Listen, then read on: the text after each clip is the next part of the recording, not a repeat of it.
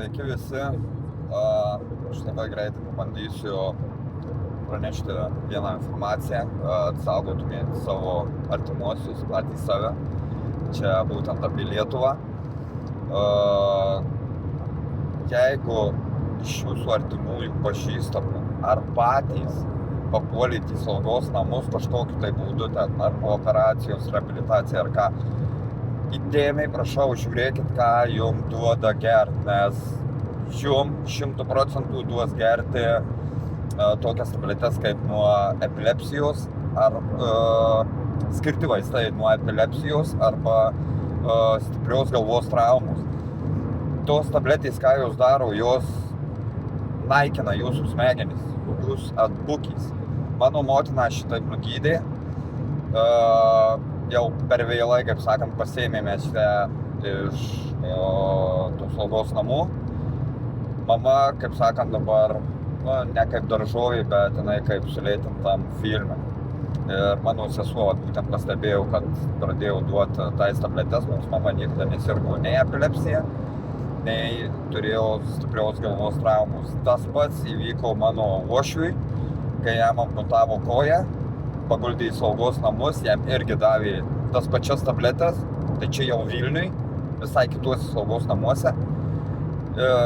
Gerai, kad žmogus nepatiklus, jisai išgėrė, jam pradėjo svaigt galva, kaip sakant, apsivėmė ir kai pradėjau jam vėl nešti tais tabletes, jis paprasčiausiai išmesdavo į kriauklę, negerdavo.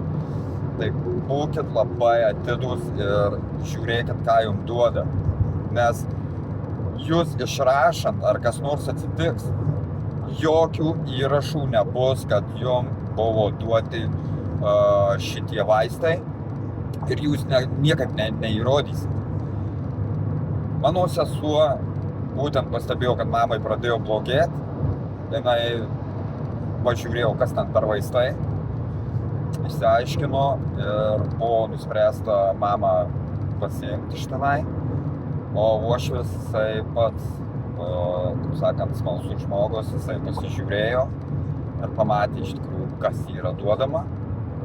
Ir irgi buvo išrašomas, nors tiesa, uošvį jau buvo prirašę prie Alytaus miestų, nors jisai pats Vilniuj gyveno.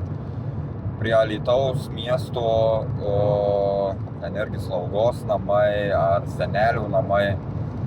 Tam, kad jie mato, jeigu žmogus turi gerą pensiją ar turi, tarkim, santaupų, tai jį laikys iki tol, kol jisai jiem neš pelną. Padarys iš jo daržovę, kad jisai nesiorientuotų, jam viskas būtų dzin ir laikys šitai. Jeigu tu, kaip sakant, esi benamis, tavo pensija maža ar ką, jie paprasčiausiai tave eliminuos, jie tave taip nugydys, kad tave tik tai kojom į priekį išneš. Taip, kad saugokit savo artimuosius, saugokit save ir žiūrėkit, ką kiša tie šundaktariai. Tik to, laikykitės.